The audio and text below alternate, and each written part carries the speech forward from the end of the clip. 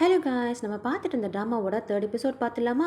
போன எபிசோடில் இந்த சூ தன்னோட லவ்வை டேரெக்டாகவே என்கிட்ட சொல்லியிருப்பான், உன்னை எனக்கு நிஜமாலே பிடிச்சிருக்குன்ட்டு. இதை கேட்டுட்டு இந்த டக்காய் தான் ரோட்டில் அப்படியே ஓடிட்டே இருந்திருப்பான் இல்லையா? கடைசியில் ஓடி ஓடி டயர்டாகிடி பாரில் போய் நல்லா குடிச்சிட்டு, இந்த உலகத்தில் என்னடா நடந்துட்டுருக்கு எனக்கு ஒன்றுமே புரியலையேன்ட்டு பார் க்ளோஸ் ஆகிடுச்சு போல இருக்குது. இருந்தாலுமே அங்கேயே உட்காந்து புலம்பிகிட்டு இருக்கான். அப்படி இந்த பக்கம் ஷூ பார்த்தீங்கன்னா, அந்த ஆமை வந்து தானே இவங்க ரெண்டு பேரும் சேர்த்து வச்ச மாதிரி ஆயிடுச்சு. அதாவது வீட்டுக்குள்ளே வந்து பேசுகிற மாதிரி ஆயிடுச்சு இல்லையா? அதனால் அதை பார்த்து சிரிச்சிட்டு இருக்கான். அப்படியே கட் பண்ணா அடுத்த நாள் திரும்பவும் ஆஃபீஸ்க்கு வந்துட்டு இருக்க கூட வேலை பார்த்துட்டு இருக்கும்ல ஒரு பொண்ணு. அவள் வந்து ஏய் என்ன நான் வரது கூட தெரியாமல் அப்படியே ஏதோ யோசனையில் போயிட்டு இருக்கேன்னு சொல்ல, அவன் அதுக்குமே நான் நேற்று குடிச்சேன்ல ஸோ மந்தமாக இருக்குது அதனால தான் அப்படின்னு ஒரு மாதிரி பொய்ய சொல்ல, அதுக்கு இவளுமே நீ குடிச்ச அடுத்த நாள் காலையில் நல்லா தெளிவாக தானே இருப்ப, என்ன ஷுவை பற்றி யோசிச்சு வந்துட்டு இருக்கேன் அப்படின்னு கரெக்டாக கேட்க, அதுக்கு இவனுமே ஆமாம் அப்படின்ட்டு தலையை மட்டும் ஆட்டிட்டு ஏய் என்னது நான் நினைக்கிறது நீ எப்படி கரெக்டாக கண்டுபிடிச்ச அப்படின்னு சொல்ல, அதுக்கு அவளுமே ஒரு மாதிரி நக்கலாக சிரிச்சுக்கிட்டு அப்போனா நீ அவனை தான் யோசிச்சுட்டு இருந்த போல இருக்குன்ட்டு கடுப்பேற்றிட்டு போயிட்டு இருக்காளா. அதுக்கு இவனுமே நம்ம என்ன யோசிக்கிறது வெளிப்படையாவா வெளியே தெரியுது அப்படின்ட்டு யோசிச்சுட்டே போயிட்டு இருக்க. அப்படியே கட் பண்ணால் அந்த தாத்தா இருந்தார்ல, அவர் நிறைய கிரேப்ஸ் அமுச்சு விட்டு சாரிப்பா என் பேத்தி இந்த மாதிரி பண்ணுவான்னு எனக்கு தெரியல, நீ ரொம்பவே நல்ல பையன் எப்பயுமே ஹாப்பியாக இருக்கணும்ட்டு ஒரு லெட்டர் வேறு எழுதி அமுச்சு விட்ருக்காரா. அதை பார்த்துட்டு சுற்றி இருக்கிறவங்களாம் பெரிய கிரேப்ஸாக இருக்குப்பா நானும் கொஞ்சம் எடுத்துக்கிறேன்ட்டு அதை எடுத்து சாப்பிட்டுட்டு இருக்க. அப்போ அவனும் என்னமோ பண்ணுங்கடா அப்படின்ட்டு எந்திரிச்சு அந்த பக்கம் வரும்போது அப்படியே காதலோடு நின்றுட்டுருக்கான் நம்ம ஷூ. அவனை பார்த்ததும் இவனுக்கு தான் பேயை பார்த்த மாதிரி ஆக்ட் பண்ணுறானே, அஜிட்டோ இவனா அப்படின்ட்டு அங்கேருந்து எஸ்கேப் ஆகி ஓடிட்டு இருக்க. கூடயே ஒர்க் பண்ணிட்டு இருக்கும்ல அந்த பொண்ணு இவங்க ரெண்டு பேருக்குள்ளே ஏதோ ஓடுதுன்றதை ஜட்ஜ் பண்ணிடுச்சு போல இருக்குது. என்ன ஷூ அவன் உன்னை பார்த்தாலே ஓடிட்டு இருக்கான் அப்படின்னு கேட்க, அதுக்கு இவனுமே எனக்கு என்ன தெரியும் அப்படின்ட்டு அங்கேருந்து எஸ்கேப் ஆகி போட்டுருக்கானா. ஏற்கனவே இந்த பொண்ணுக்கு தெரிஞ்சிருச்சு போல இருக்கு, அதனால ஒரு மாதிரி சிரிச்சிட்டு இருக்க. அப்படியே கட் பண்ணா டொக்காயுமே இவன் பின்னாடி வரானா இல்லையான்ட்டு பார்த்துட்டே தான் வெளியே வரான். அப்போ அந்த தாத்தாவோட பேத்தி ஹருணா இருந்தாலும் அவன் மெசேஜ் பண்ணியிருக்கா, இனிமேல் நான் உங்களை பார்க்க வர மாட்டேன் சாரி இதை யார்கிட்டையும் சொல்லாதீங்க அப்படின்ட்டு மெசேஜ் அமைச்சிருக்க. அது உனையும் பார்த்துட்டு நீ என்னடி சொல்கிற, அதான் அவங்க தாத்தாவே சொல்லிட்டார்ல உன் மூஞ்சனை பார்க்கணும் அவசியம் இல்லைன்ட்டு புலம்பிட்டே இருக்க. அந்த நேரம் பார்த்து ஷூவுமே என்ன பண்ணுறீங்க அப்படின்னு எட்டி பார்க்க அஜிட்டோ இவனா அப்படின்ட்டு திரும்ப அங்கேருந்து ஓட பார்க்குறான். என் பின்னாடி வராத அப்படின்ட்டு டொக்காயுமே சொல்ல, நான் ஒன்று உங்கள் பின்னாடி வரல சார், எனக்கு இந்த பக்கம் தான் வழி அதனால தான் போயிட்டு இருக்கேன் அப்படின்ட்டு ஷூவுமே சொல்லிட்டு கூடவே தான் நடந்து வந்துட்டு இருக்கான். டக்குன்ட்டு இந்த ஷூ என்னன்னா டொக்கோயை முன்னாடி வந்து நின்று நம்ம நேற்று பேசினோம்ல அந்த விஷயம் அப்படின்னு சொல்ல வர, ஐயோ ஸ்டார்ட் பண்ணிட்டானே அப்படின்ட்டு திரும்பவும் அங்கேருந்து பாவம் எஸ்கேப் ஆகி ஓடிட்டே இருக்கான். ஆனால் எங்கள் ஷூக்கு தான் ரொம்பவே கஷ்டமாக இருக்குது, தன்னை பார்த்து ஓடிட்டே இருக்கானே ஒருவேளை நம்ம இவனை கஷ்டப்படுத்துகிறோமோ அப்படின்னு நின்று பார்த்துட்டு இருக்க. இந்த பக்கம் டொக்கோயுமே ரொம்ப தூரம் ஓடிட்டு வந்திருக்கான் போல இருக்குது, இவனை பார்த்தாலே நாம ஏன் ஓடுறோம்னே தெரியல சரின்ட்டு அப்படியே மெல்லமா பார்த்துட்டு இருக்க. ஃபர்ஸ்ட் எபிசோடில் ஒருத்தி வந்து என்னோட புருஷனை விட்டுருங்கன்ட்டு ஒரு குழந்தையோட வந்திருக்கேன் இல்லையா, அந்த பொண்ணு அங்கே தான் உட்காந்துட்ருக்கா. இந்த பொண்ணு இந்த பொண்ணு என்ன இங்கே உட்காந்துருக்குன்ட்டு இவனை போய் பேச்சு கொடுத்துட்ருக்கான். என்ன பாப்பா இங்கே உட்காந்துருக்க ஸ்கூல் இல்லையான்னு கேட்க, எனக்கு ஸ்கூலுக்கு போகவே பயமாக இருக்குது, ஏன்னா எல்லாருமே என்னை புல்லிங் பண்ணுறாங்க, தூரமாக இருக்குது வேற ஸ்கூலு அப்படின்ட்டு இந்த பொண்ணு சொல்ல, அதுக்கு இவனுமே அவனோட விசிட்டிங் கார்டை எடுத்து கொடுத்துட்டு பயப்படாத பாப்பா எதாக இருந்தாலும் என்னோட நம்பருக்கு கால் பண்ணு நான் உனக்காக ஹெல்ப் பண்ணுறேன் அப்படின்னு அந்த பொண்ணுக்கிட்ட ஸ்வீட்டாக சொல்ல, அந்த பொண்ணுக்கு ஒரு மாதிரி தைரியமாக வந்து தேங்க்யூ அங்கிள் சொல்லிட்டு அங்கேருந்து குடுகுடுன்னு ஸ்கூலுக்கு போயிடுறா. ஏன்னா அந்த பொண்ணோட அப்பா வந்து ஜெயிலுக்கு போனதுனால இந்த பொண்ணை வந்து ரொம்ப டார்ச்சர் பண்ணுறாங்க போல இருக்குது, அதனால தான் இந்த பொண்ணு பயந்துட்டு இருக்க. இவன் வந்து ஹெல்ப் பண்ணுறனால அந்த பொண்ணு ரொம்ப ஹாப்பியாக போயிட்டாளா. அப்படியே கட் பண்ணால் அந்த தாத்தா கொடுத்த விட்ட கிரேப்ஸை அங்கே இருக்கிறவங்க எல்லாம் சாப்பிட்டுட்டு ரொம்ப டேஸ்ட்டாக இருக்குப்பா, இது மாதிரி அடிக்கடி வந்தால் நல்லா இருக்கும்ல அப்படின்னு சொல்ல, அதுக்கு இவனுமே எனக்கு தெரிஞ்சு இதுதான் கடைசின்னு நினைக்கிறேன், யாருமே இந்த மாதிரி இனிமேல் அனுப்ப மாட்டாங்க அப்படின்னு சோகமாக சொல்ல, அப்போ கூட உட்காந்துருந்த அந்த சீனியருமே இப்படியே சொல்லிக்கிட்டே இரு, நீ தனியாக அந்த அப்பார்ட்மெண்ட்டில் இருக்க வேண்டியதான், என்ன கூட ஷூ இருப்பான் அப்படின்னு சொன்னதும் இவனுக்கு அப்படியே புற ஏறிடுது, இரும்ப ஆரம்பிச்சிடுறான். இவர் வேற அவனை ஞாபகப்படுத்திட்டு கிடக்குறாரே அப்படின்ட்டு. அப்போ டொக்கோயுமே சார் நீங்கள் என்னை விட சீனியர் தானே, நான் உங்ககிட்ட ஒரு தனிப்பட்ட கொஷின் கேட்கணும் பதில் சொல்கிறீங்களா அப்படின்னு கேட்க, இப்போ உங்களுக்கு கல்யாணம் ஆகலை, நீங்கள் சிங்கிளாக இருக்கீங்க, அது மட்டும் இல்லாமல் தனியாக இருக்கும்போது யாராவது உங்ககிட்ட வந்து உங்களை பிடிச்சிருக்கு இல்லை உங்ககிட்ட ஃபீலிங் இருக்குது அப்படின்னு சொன்னால் உங்களோட ரியாக்ஷன் என்னவா இருக்கும், உங்கள் ஃபீலிங் என்னவா இருக்கும்ன்ட்டு அந்த சார்கிட்ட கேட்க, அந்த சார் என்னன்னா டக்குன்னு எந்திரிச்சு இந்த மாதிரி கொஷின் ஏன்டா என்கிட்ட கேட்குறேன், எனக்கு ஏற்கனவே கல்யாணம் ஆயிடுச்சுடா அப்படின்னு சொல்ல, ஐயோ சார் நான் ஜஸ்ட் ஒரு கொஷினுக்காக தானே கேட்குறேன், எனக்கு ஒரு டவுட்டு, ஒருத்தனுக்கு அந்த மாதிரி இருக்குது, அதாவது இவனுக்கு நடந்துட்டு இருக்கிறத யாருக்கோ நடக்கிற மாதிரி இவன் கொஷின் கேட்டுட்டு இருக்கான். அதுக்கு அந்த சாருமே அந்த மாதிரி ஏதாவது நடந்துச்சுன்னா நான் ஒரு சின்ன டேட்டிங் போகலாம் அப்படின்னு நினைப்பேன், ஆனால் இந்த காலத்துக்கட்டத்துக்கு அது நடக்கக்கூடிய விஷயமான்னு எனக்கு தெரியல தான். அந்த மாதிரி அவன் ஃபீலிங் சொல்கிறான் அப்படின்னா அவன் எவ்வளோ தைரியமாக இருந்திருக்கணும், ரிஜெக்ட் கூட ஆகலாம் இல்லையா, ஆனால் அதுக்கெல்லாம் தாண்டி அவனோட ஃபீலிங் அவன் வெளியே சொல்லியிருக்கான் அப்படின்னா அவன் வந்து தைரியமாக இருந்திருக்கான் அவனோட லவ்வில்.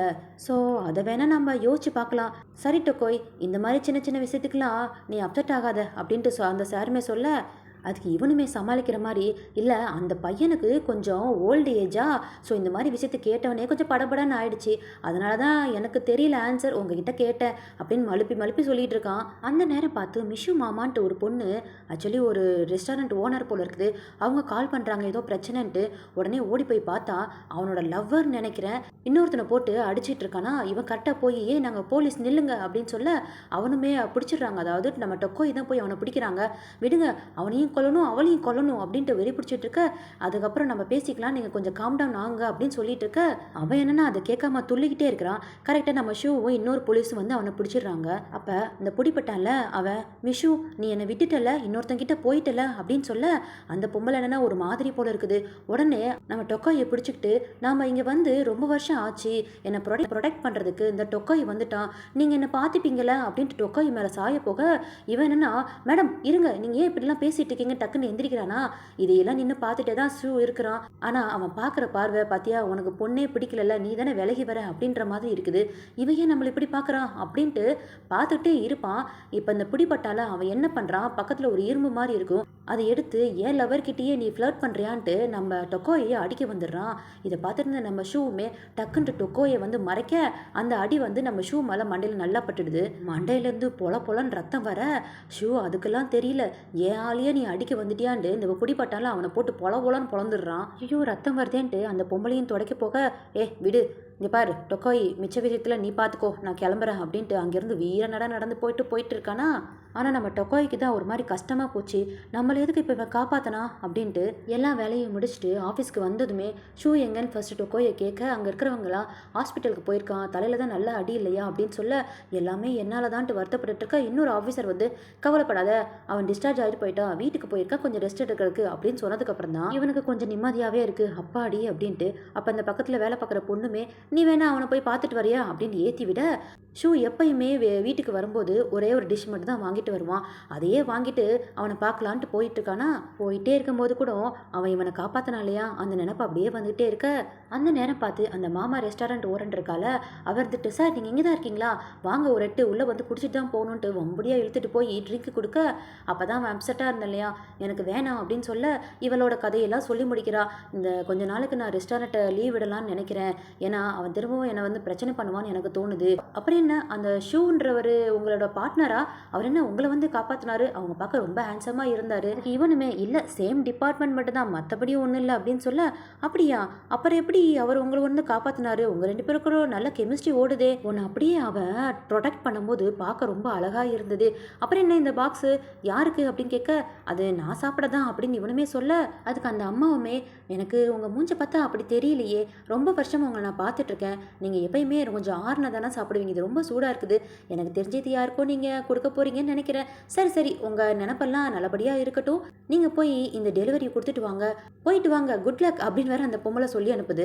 இவனுமே ஷூவோட வீட்டுக்கு முன்னாடி போய் நின்றுக்கிட்டு இது எப்படி கொடுக்கலாம், கூப்பிட்டு கொடுக்கலாமா இல்லை வச்சுட்டு போயிடலாமான்ட்டு அப்படியே ஒரு மாதிரி தயங்கி நின்றுக்கிட்டு பெல் அடிக்க போக கரெக்டாக நம்ம ஷூவுமே டக்குன்ட்டு டோரை ஓப்பன் பண்ண அவன் மண்டையில் இடிச்சிடுது. ஷூவுமே என் வீட்டுக்கு முன்னாடி நீங்கள் என்ன பண்ணுறீங்க அப்படின்னு கேட்க, இந்த திங்ஸ் எல்லாம் உனக்காக தான் வாங்கிட்டு வந்தேன், உன்னால் எதுவும் வெளியே போய் வாங்க முடியாதுல அப்படின்ட்டு இன்னும் கொஞ்சம் திங்ஸு சேர்த்துக்கு வாங்கிட்டு வந்துட்டு, என்னால் தானே உனக்கு இந்த மாதிரி இன்ஜுரின்னு ஆயிடுச்சு, இப்போ உனக்கு கொஞ்சம் ஓகேவா அப்படின்ட்டு டொக்கையுமே கேட்க, அதுக்கு ஷூவுமே அதெல்லாம் ஒன்றும் பெரிய அடிலாம் இல்லை, என்ன என்னால் வீட்டுக்கு ஒழுங்காக பார்க்க முடியல அப்படின்னு சொல்ல, அதுக்கு டொக்கோயுமே சரி நான் வாஷ் பண்ணுறேன் அப்படின்னு சொல்கிறான். என்னடா வாஷ் பண்ணுறேன்னு பார்த்தா அந்த ஆமையை வந்து இவன் வாஷ் பண்ணி அந்த டேங்க்கில் க்ளீன் பண்ணி வைக்கிறான் போல இருக்குது. அப்போ இவனுக்காக இவன் வாங்கிட்டு வந்தால அந்த டிஷ்ஷை பார்த்துட்டு எனக்காகவே இதை வாங்கிட்டு வந்தீங்கன்னு கேட்க, டொக்கோயுமே ஆமாம் அது கொஞ்சம் கூல் ஆகிடுச்சு, கொஞ்சம் நல்லா சூடு பண்ணி சாப்பிடு அப்படின்னு சொல்ல, என்னை பற்றி ஒருத்தவங்க கவலைலாம் படுறாங்க போலன்னுக்கிட்டு ஒரே சந்தோஷம் தான் நம்ம ஷூக்கு. திரும்பவுமே டொக்கோயோ மனசை விட்டு பேசிக்கிட்டு இருக்கான், என்னால் தானே இந்த மாதிரி உனக்கு ஆச்சுன்னு சொல்ல, உங்களாலலாம் ஒன்றும் இல்லை சார், நீங்கள் அதை பற்றி ஒரி பண்ணிக்காதீங்கன்னு சொல்ல, நான் தான் தொணன்னு பேசி அந்த டைமை நான் வேஸ்ட் பண்ணதுனால தானே அவன் வந்து ஒன்று அடிக்கிற மாதிரி ஆயிடுச்சு அப்படின்னு சொல்ல, அதுக்கு ஷூயுமே நான் ஹாஸ்பிட்டல் இருக்கும்போது அந்த ரெஸ்டாரண்ட் ஓனர் என்கிட்ட வந்து பேசினாங்க, என்கிட்ட எல்லாமே சாரின்னு சொல்லிட்டு அப்போ கூட உன்னை பற்றி தான் பெருமையாக பேசிட்டு போனாங்க தெரியுமா, நீ எல்லார்கிட்டையும் ரொம்ப நல்லபடியாக நடந்துக்கிற, அந்த விஷயந்தான் எனக்கு ரொம்ப பிடிச்சிருக்கு, யாருமே ஒன்று அளவுக்கு எனக்கு பிடிச்சதில்ல, ஏன்னா நீ எல்லாரையுமே சிரிக்க வச்சிடுற, அன்பு காட்டி முக்கியமாக எல்லார்கிட்டையும் ஒரு மாதிரி ஜாலியாக ஃபன்னியாக நடந்துக்கிற இல்லையா, மேபி அது கூட எனக்கு பிடிச்சிருக்கலாம், எனக்கு ஒரே பொறாமையாக இருக்குது எல்லாருமே உன்னை பற்றி பேசும்போது, அப்படின்ட்டு எல்லாத்தையுமே சொல்லிட்டு அந்த ஆமையை வாங்கி டேங்க்குள்ளே விட்டுக்கிட்டு அந்த ஆமையை பார்த்து சிரிச்சுட்டே இருக்கனா, இதை வந்து டொக்கையை பார்த்துக்கிட்டே ஒரு மாதிரி பார்த்துக்கிட்டே இருக்கானா, என்ன உன் மூஞ்சிலாம் ரெட் ஆகுதுன்ட்டு ஷூயுமே கேட்க, அதுக்கு டொக்கோயுமே அப்படிலாம் ஒன்றும் இல்லை, நான் இங்கேருந்து கிளம்புறேன்ட்டு கிளம்ப போக, ஒரு நிமிஷம் நீ எனக்கு புரியுது, நீ என்னை பார்க்குற பார்வையிலே வெறுக்கிறன்ட்டு எனக்கு தெரியுது, என்ன பண்ணுறது, இதுதான் என்னோட கேரக்டர். ஏன்னா நான் சின்ன வயசுலேருந்தே தனிமையில் இருந்து பழகிட்டேன். ஏன்னா நான் ஒரு போரிங் பர்சன் தான், என்னால் மற்றவங்க கிட்ட கலகலன்னுலாம் பேச முடியாது. உன்னோட டைப் நான் இல்லை தான், எனக்கு நல்லாவே தெரியும் உனக்கு கேர்ள்ஸை பிடிக்கும் தான், ஆனால் எனக்கு வேற ஆப்ஷன் இல்லை, நீ மட்டும்தான். எனக்கு தெரியும், எனக்கு ஒரு மாதிரி விரக்தியாக இருக்குது உன்னை பார்க்காம இருக்கிறது அப்படின்ட்டு அவன் கண்ணில் தண்ணிலாம் வந்துருச்சு. நீ என்னை பார்க்கணுன்ட்டு நான் ஆசைப்பட்றேன், எனக்கு தெரியும் நீ என்னை லவ் பண்ண மாட்டேன்ட்டு, இருந்தாலும் இதை என்னால் சொல்லாமல் இருக்க முடியல டொக்கோயோ, இன்னமும் நான் உன்னை விரும்பிட்டு தான் இருக்கிறேன் அப்படின்ட்டு சொல்லிட்டு பக்கத்தில் வந்து தலையில் ஏதோ ஒட்டியிருக்கு பாருன்ட்டு அதை எடுத்தா அந்த டாட்டாய் வந்து சாப்பிடும்ல கோஸு, அது வந்து ஒட்டியிருக்குதா, இது எப்படி உன் தலையில் வந்தது எனக்கு தெரியலேன்ட்டு அப்படியே கண்ணில் தண்ணியை வச்சுக்கிட்டே அதை பார்த்து சிரிச்சுக்கிட்டே இருக்க, நம்ம டொக்கோ என்னன்னா ஷூவோட கையை பிடிச்சி அப்படியே பக்கத்தில் போயிட்டே இருக்கிறான். கிஸ் பண்ணுற மாதிரி தான் பக்கத்தில் போகிறான். ஆனால் இதோட இந்த எபிசோட முடிச்சுட்டு போட்டாங்களே, இந்த மாதிரி இக்கட்டான சூழ்நிலை தான் முடிப்பாங்க நம்மளுக்கு தெரியுமே, என்ன பண்ணுறது. நெக்ஸ்ட் எபிசோடுக்கு நம்ம வெயிட் பண்ணலாம். இந்த வீடியோ உங்களுக்கு பிடிச்சிருந்தா ஒரு லைக் படுத்துருங்க. தேங்க்யூ.